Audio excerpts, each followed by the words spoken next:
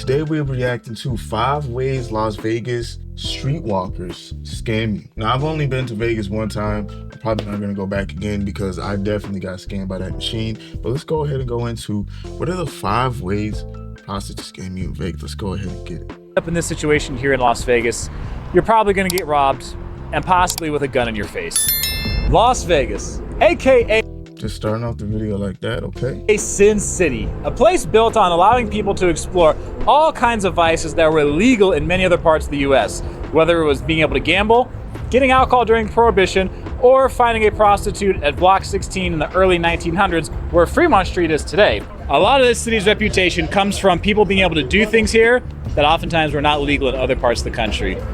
And the thing I liked about Vegas is like the city was like jump moving at any time. Like I was staying up around like 5 a.m. out there, like not even doing anything, just walking around. It was pretty fun. I wish I had a scooter out there or something, but like the city is just like live. Like there is something to do. The thing I hate about Vegas though is that every single thing is super overpriced in Vegas. Like it doesn't matter what street, if you're on that strip, you're paying a strip tax. It is insane. Water's like $5, bottles are like $20 extra and stuff like that. Like bro, the dollar's like 50 cents on the Vegas block. I don't like, unless you're going out there to wash money or buy a hoe, it's literally not worth it.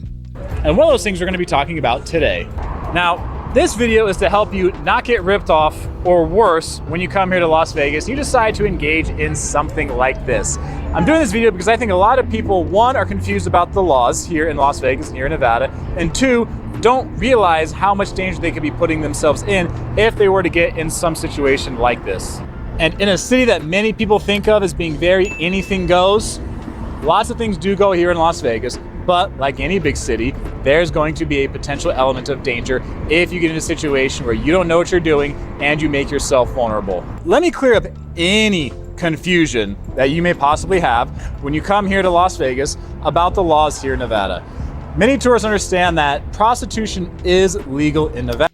They literally had like on the street, the main trash I saw on the street were call girl like cards to call. And I ended up calling one, but I'm gonna get into that later in the video what happened. But like they have buses going around saying like call this number if you're trying to get some ass. Like that was the most insane thing I've ever seen. Like there's a truck. I saw that truck the entire time I was driving, the entire time my homeboy is driving, a truck that's like call this number if you want some ass. It's the most insane thing I've ever seen. Nevada. What many tourists do not understand is that prostitution is not legal through all parts of Nevada. Now, here in the state of Nevada, we have 16 counties. In 10 of those counties, there is legalized prostitution. However, within those counties, the prostitution is regulated and it can only legally take place inside of a brothel. Nevada law says that any county that has a population of more than 700,000 people cannot have legalized prostitution. Clark County, where Las Vegas is, where the strip is right here, has over 2 million people, which means it is not legal here in Clark County. However, escorting, which is simply charging someone for their company, is perfectly legal, is 100% legal here in Clark County, regardless of how much or how little clothing the person is wearing. Now, so basically what he's saying is like, you can toe the line with that shit. Like, you can get a shawty showing a little ass or something, but you can't fuck? Oh, so that's how they rip you off. They treat it like, yo, I was only here to just give you some time, but when it's time to give up that butt, they don't be going. Okay, shit. Now, in case any of you are wondering what happens if you are arrested here in Las Vegas for engaging in prostitution, let me tell you. If you are arrested as a first-time offender for engaging in prostitution here in Las Vegas, you're going to be facing a misdemeanor charge, which could be up to 6 months in jail or simply a $1,000 fine. In addition to that, you will pay a $400 fine plus a $200 civil penalty. However, a first-time offense can often get dismissed and be removed from your record if you pay a fine, do community service, or go to an AIDS awareness class, often called John School. Okay, now let's talk about how... Imagine trying to buy some butt and they make you go to school and pay the money that you already paid the girl and shit. That is just diabolical, boy. And this is why I always say don't pay for butt.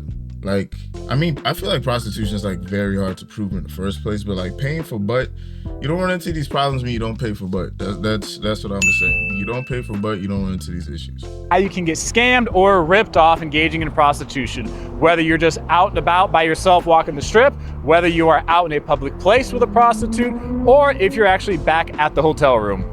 Now, the first way can happen to anyone, even if you're not out here trying to solicit. This is pretty much everyday thievery that takes place here in Las Vegas and, cities across the world. This is where you might be walking on the strip by yourself with a group. You talk to a group of prostitutes. They come, engage in conversation. There will usually be a group of them, 2, 3, or more. They'll talk with you, they'll chat with you, oftentimes show you some affection as well to try to grab your attention. The key to being a good hoe is simply this: just be a nice girl. Like, if you're gonna decide to be a hoe, lady, it's the thing that makes hoes so like irresistible is that most hoes are very nice, or they at least know how to be very nice to dudes to get what they want, right? And at the end of the day, that's half of the equation for dudes. Like, it's very hard for a dude to want to fuck a girl that's mean to them, right? So if you're a nice hoe, that's just like, because most of the time your girl's not mean per se, but your girl's like not as nice as a hoe. You get what I'm saying? Like, a hoe is always gonna be nicer than your girl. And the fellas can back me up on it. All the retired players out there, all the dudes that talk to shawties, your girlfriend can be nice, but hoes tend to be nicer. Like, even if you don't fuck them, they're just like normally nice, like chill girls. It's very hard to be. Now, I'm not saying it will be nice forever, because eventually hoes get tired of being hoes and they get mean because nobody wants their ass, right? But when they're in that hoe phase and having a good time, hoes tend to be some of the nicest girls you're gonna meet. While one of them takes your phone, takes your wallet, or something like that, particularly out of your back pocket, and then hands it off to another one who's walking around behind them. They hand it off to someone else, so that if you do notice it, they both show their hands. They say, hey, I don't have it. I don't know what you're talking about. But by that time, they've already handed it off to someone else, and they're off and walking away with your property. Now, the second way you get ripped off is if you get finessed. Like, this is freaking that Will Smith movie where he was with Margot Robbie. Like, they pickpocket your ass. If it's 4 shawties on the block and you get pickpocketed and they all talking about, I don't know. Bro, if you don't up blick and start showing them what you do know, because there's no way you about to go in my pockets. I mean, but they probably only go after like super drunk niggas when they do this shit. Cause there's no way you're going into my pockets. I feel that, and then we don't have a. That's gonna be the last sound you make. You go in my pockets, and I know you went in my pockets. Like, I'm just gonna. That's it. That's the end. I don't care if you a man or a woman, bro. If you feel bold enough to go into my pockets, it's now a battle to the death, bro. Unless you up file, then it's all yours, buddy. I ain't losing my life over no phone. Are out in public together at a bar, a restaurant, a club, or something like that, and they decide to drug your drink. I've actually seen the aftermath of this specific scenario. This happened years ago at a club I was working at, where one male customer came in with 3 women that he had just met them on the strip. One guy by himself with 3. Hey, gents out there. Let me give y'all some game, right? Since we like to teach game on here. If you just met 3 shawties and they're all on you, you're about to be robbed. I don't know a single man on this planet, I don't care if it's Drake, Uncle who's ever, that can meet 3 random women that don't know him. Now, if they know him, that's different. If you're a celebrity, it's different. Even then, you gotta be worried. But if a group of girls are just all on your meat way too fast, think about it. Think about who you are. Anytime a girl is on your dick way too fast. If a girl is on your dick way too fast, even if you don't have anything, even if you don't, you're like, I wonder why, out of all the dudes, out of all the stuff, why is she hitting me up? Why is she doing this? It's either because you're an easy lick, it's because you're an easy lick. That's it. The only reason a girl is she wants something out of you, she knows she can get it easy out of you. Now, if you can go into this situation, but just be very careful. Know that she sees you as an easy lick. You can play dumb like you're an easy lick, but once you're in that situation, you're not in that situation. Don't get finessed. Don't be like, oh my God, there's 3 girls, they all want my dick, bro. I'm sorry. Even the worst, most grimy down hoe does not want dick in 2 seconds. They need something. So it's not just who you is, bro. Like, they need some time to warm up to unfuck you. 3 women he just met on the strip came into the strip club where I was working at. The 4 of them sat down at one table, and surprisingly, one of the strippers actually joined them. Now, I say surprisingly, because generally strippers hate when you bring women that you just met out on the strip to the club. Because at the club, the women who work there are already competing with each other to try to make money. So when you bring in outside competition, you make their job even harder than it already is. Because the women you just brought with you that you just met on the strip, they're gonna be trying to get money out of you. So if they're gonna be trying to get money out of you, the women who work there at the club are gonna have a harder time getting money out of you because the women you brought are going to be very defensive. Long story short, after they are there at the club for some time, I am over by the front door in the entryway area, and one of the senior hosts I see has to carry this guy to the front door. The guy is almost dead weight. I mean, he looked worse than if he were just drunk. So the host had to carry the guy because come to find out that the three women he came with not only drugged him in their drink, they also drugged the stripper that was at their table as well. Now, I don't know if they actually did rob. Oh, that's some scary shotties right there, bro. What the hell? Drugged the stripper too that was just working? Yeah, bro, you gotta be on your P's and Q's. I say it like this. A girl should always be scared if a dude is really pressing them at the club and stuff, right? You know how ladies cover the drink or whatever? I say the ratio as a man that you should be scared of too many women around you is 2. If there are 2 girls around you and they're just all on your meat, keep patting your pockets, keep watching your drink, keep doing whatever, because something is going on here. That's why the 2-man is created. The 2-man is created for safety. A lot of dudes can't handle the 2-on-1 because in order to handle the 2-on-1, you got to make sure one of these shotties isn't sketchy. The 3-on-1, bro, I've only seen one man go up on 3 defenders and hit the bucket, and that was Kobe Bryant, bro. A lot of dudes ain't Kobe Bryant. A lot of dudes don't got the ability to, you know what I'm saying, like finesse and finagle their way in that situation. So in that situation, you're typically the one getting finesse and finagle. You're getting triple teams and they're pressing you, all 3 are pressing you on your meat. Be very, look for your belongings. Look around, like for example, let's say you invite 3 girls over to your crib, right? Watch all of them constantly. Stop. Don't think about if you decided to invite them there, but do not think about ass when you're in a situation it's a 3-on-1 with girls, because you don't know their intentions at all. You don't know what they came here to do. You know if they came here to rob you. You don't know if they came here to set up other dudes to come and get you. Like, you need to think like, okay, what do I got going on? What could these girls possibly take? Have I been flexing? Have I been doing this, and this? Because with 3 girls in your crib, imagine you talking to, you chopping up with two acting like they might go for the threesome. The third one's in the other room calling their man's like, hey, this is a sweet lick, come pull up, this is the address. Like, it happens all the time. Shotties set dudes up, shotties will take shit for themselves, bro. Just because a girl is pretty does not mean you will not get robbed. The guy, the upper management took the case from there. They handled the whole thing. But the only reason they're going to drug you like that is to simply rob you. That situation already ended badly for that guy, but fortunately he was in a place where there were employees and there were staff to actually look out for him. If that happens to you and there's no one around to look out for you, you put yourself in far more danger. The final 3 points we're going to talk about all involve you actually making it back to the room. Now, we're going to go over the best case scenario, we're going to go over a worst case scenario, and we're going to go over the worst case scenario. And all of these assume that you are staying at one of the major properties here on the strip. In this third scenario, you've already talked to her, you've already agreed to a certain amount, and you've agreed to go ahead and go back to your room. Now, maybe you're going to get what you bargained for, but if you are going to get robbed, your best case scenario, if you're going to get robbed in this, is that she tries to create some way to just take your wallet and run out of the room. Whether that's actually drugging you, like in the example earlier, or whether that's you go to the bathroom real quickly and she grabs your wallet. Like, bro, do you see this girl's eyes, bro? There's nothing good behind these eyes. These are the eyes of a girl that, like, she sees men as things that just hold money for her. That's it. There's the men, women, whatever, people are nothing but objects that might or might not hold currency, and just men are the easiest thing to get it out of. Look at her eyes. This is a soulless creature.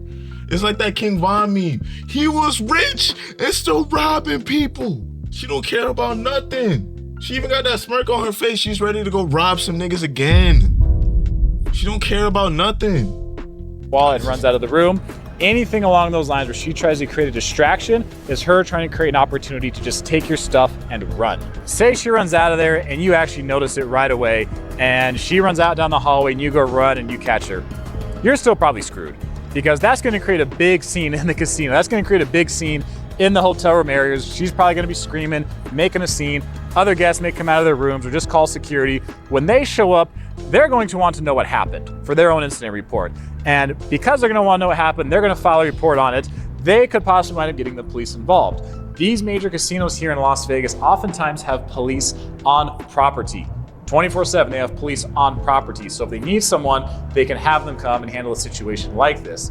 That's why I say this is probably the best case scenario, that all you lost were your credit cards, you lost your cash. And in this situation, man, if you get caught up, do not panic. Do not panic. If I was in this situation, right, I'm gonna tell you what I would do in all these situations, in these last 3 situations. If I'm in this situation, I'm just gonna say, yo, me and this girl were talking at the bar or whatever. We got back to the room and she instantly tried to rob me. I'm not even gonna act like I tried to pay for ass or nothing. She can claim that, but she ain't got no proof of that. It's your word versus hers. And if she wants to take it to trial, if she wants to take it to court and admit that she's a prostitute, she has to admit she's a prostitute, which she might be cool with, but you don't gotta admit that you're a John. Don't admit you're a John. Just be like, yo, bro, I was talking to Shai, she tried to take my wallet. She's like, yo, I was selling ass. Be like, I never offered you no money for ass. Like, literally, bold-faced lie if you got to. Be like, I never offered you any money for ass. Give me back my wallet. Get your wallet back. Go to your room and go buy another hooker. Shit, that's what I do. You lost your ID, you lost your wallet, but all of those things can be replaced. The fourth situation we're gonna be talking about right now is definitely the worst case scenario to be in. This is where, again, you make it back to your hotel room, but she texts somebody the room number you're in. So this could be her pimp, this could be several guys, and they wind up coming up to your room and you are not ready for it. In a scenario like this, understand that she may even make this a condition in order for the deal to go down and happen. She might say, well, hey, I'm gonna go back to your room unless you tell me what room number you're in so that I can let my friends, my girlfriend, or whoever know that I am safe. Now, just think about this when you get to the room.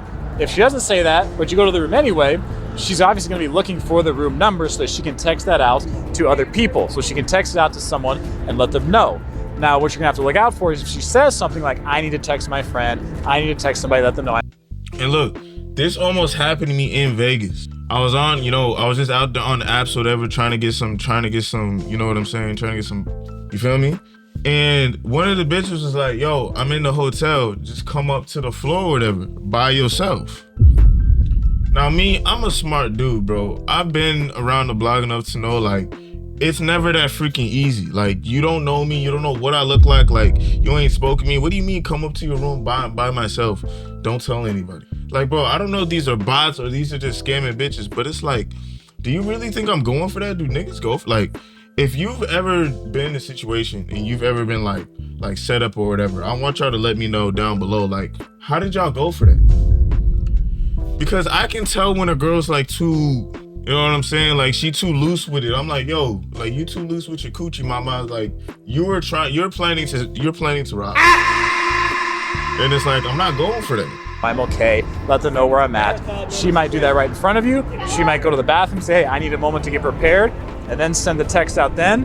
And if she does, the countdown has already started and you don't even know it. At this point, you're in a pretty vulnerable spot because you are totally unprepared, you are outnumbered, and you may have weapons pulled on you just to incentivize you to hand over your stuff even quicker. If there's one thing that is gonna be your saving grace in a situation like this, it is that you are in one of these bigger properties here on the Strip, because the sheer size of it alone gives you a little bit of help, a little bit of an advantage to being able to notice if something like this is coming. These properties will oftentimes now be checking for room keys at the elevator. So if they don't have a room key, oftentimes they cannot get by the security to go ahead and get in the elevator. Even if they can get in the elevator and they're in there with you, hopefully you would notice that something seems a little out of place. Also, if you go up to the room, say you are going down the hallway, they came up in a separate elevator and they happen to get up there, just behind you. You're going down a really long hallway in some of these big properties here, and there's not a whole lot of place for people to hide if they are following you. They could try to sneak off, in front of someone else's door if you turn around, but the chance of them being able to actually do that, notice it, and time it are going to be difficult. So that long, narrow hallway you're walking down can actually help you if you hear something, you look behind you and you see, to give you a little bit of a clue. Do you see how much extra shit you gotta do just to look how much fear you gotta be in to get some ass, bro? Like, bro, being a nigga kind of sucks. Like, look how much this way this dude's describing this, like, this can happen in any city. This can happen in any city, right? But, like, you have to be so mindful all the time as a dude, bro. Like, you have to be mindful as a woman as well. I'm not saying you don't have to be mindful, but, like, you're literally paying for a service and there's still a chance that you can get robbed even though you're in Vegas where this shit is legal. Like, that is so crazy to me. Clue that something bad might be about to happen. The fifth and final scenario I want to talk about is the absolute worst case scenario. Okay, so what would I do in that last situation there, right? Well, first of all, if I ever was to pay for ass straight up like that, first of all, I'm not traveling by myself and paying for ass, no. Like, I'm taking my other homies that pay for ass too. So, and they gonna give me the ropes. So, first thing I'm doing, I'm making sure the rooms, like I was out there, the rooms are connected. So my bro can do his own thing in his room. I can do my own thing in my room. So if niggas come busting down the door, he gonna know. And I'm going to Vegas straps. I mean, I don't know the gun laws out there, but if I'm ever paying for ass, I need to be a dangerous individual if I'm ever gonna pay for ass. If you're ever gonna pay for ass, bro, make sure you're a dangerous individual. So at least they know, hey, I'm giving ass to a dangerous individual, but he paid. If you're just like a regular dude, there's no reason to pay for ass, bro. Go get you a girlfriend. Just work on yourself. Go get you a girlfriend and chill out. There's only two types of niggas that pay for ass. Niggas with nothing to lose and niggas with everything to gain, bro. Those are the only two niggas. If you got nothing to lose, paying for ass don't matter because you don't even really care about your life. If you got everything to lose, paying for ass work. Like LeBron James, I expect LeBron James to drop like a cool penny on some ass because he don't need that shit getting out and shit. You know what I'm saying? But the niggas in the middle, niggas like us, you can pay for ass, you cannot pay for ass, but because you in the middle, it's a coin flip of what the fuck can happen to you, bro. So be very careful. And the whole reason I'm walking down this end of the strip is to show you the exact type of place you don't want to end up at. Because it's the same situation as the two scenarios before, but this time you made the horrible decision to not go back to your room, but to go to a room that she said you guys should go back to go to a place that she controls. Now, guys, there are no guarantees in life, but if you wind up in this situation here in Las Vegas, you're probably gonna get robbed and possibly with a gun in your face. Now, if you guys remember the video I did last year about the 5 sketchiest hotels, motels, places like that to stay here on the strip, very popular video here on the channel. Several of them were down here at the south end of the strip. Now, there are places that are gonna be sketchy, shady, give you kind of a bad vibe on the strip, off the strip, downtown, all over the area, big cities all across the world. That's nothing new. But these are the kinds of places you exactly don't want to end up going to in this scenario. The biggest reason I say that is because you look at the logistics of a small motel like this versus one of the major casinos, hotels and casinos over on the strip. Look at how that motel probably got no security, has no security. You can't even see lights except for the motel sign. Like, bro, if you're paying for ass in a spot like this, you really don't care what happens to you. You don't care what happens to your meat. You don't care what happens to your body. You don't care what happens to your wallet. You know you're playing a coin flip game and it's going to be tails 9 times out of 10. Like, if you're in a spot like this, you shouldn't even be focused on paying for ass. Like, you should be focused on getting the fuck out of there. Like, don't pay for ass, get the fuck out. Strip. A lot of the things that can protect you over on the strip and those big properties do not exist when you're at some small motel like this. Oftentimes these motels are 1 story, maybe 2 stories. So there's no elevators, so there's no barrier to have, room keys checked. There's oftentimes no security, there's no long hallways, there's no police on property, there might be no cameras over at a spot like this. So when you come to a place like this, it's way easier to set someone up to get robbed because they could be right here on the first floor, somebody could be waiting around the corner for you, or you go into the room and you have absolutely no idea who is inside there waiting for you. Look, when you guys come here on vacation. And listen, man, this is why, okay, now let's pull this shit back a little bit, right? Let's pull this shit back a little bit. Let's pull this shit back a little bit. Let's calm down. Let's think.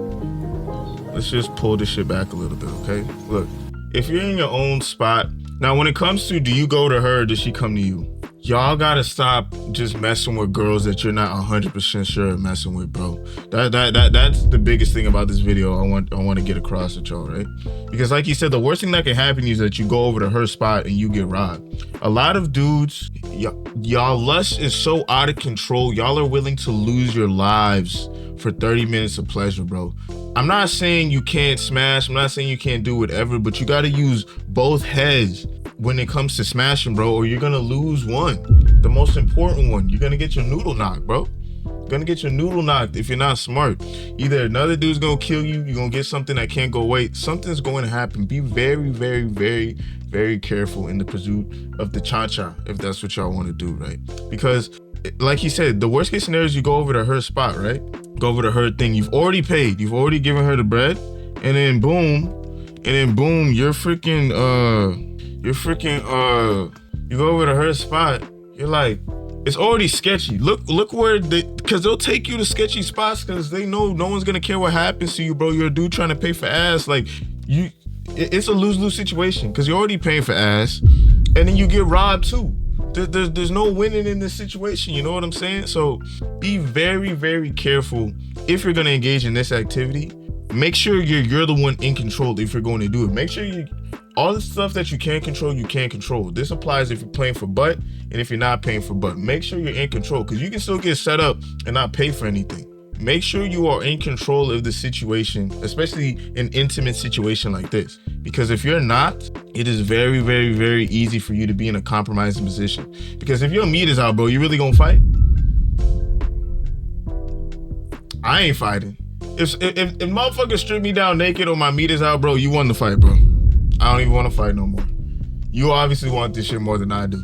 You know what I'm saying? So be very, very careful out there, gents. And ladies, if y'all paying for dick and you get robbed, well, it's like, that's actually kind of crazy. Like I've never heard of a gigolo robbing people. Maybe that's something I could look up, but y'all be very, very careful. Whether it's Vegas, whether you're on the back street, whether you're on Backpage, Craigslist, wherever you buying your ass from, be very, very careful where you buy it and make sure that you are in control of the situation and all your I's are dotted and all your T's are crossed, man. Y'all make sure to like, comment, subscribe, clumps in the ninth floor so y'all can learn getting the right way. I'm out this joint. Peace.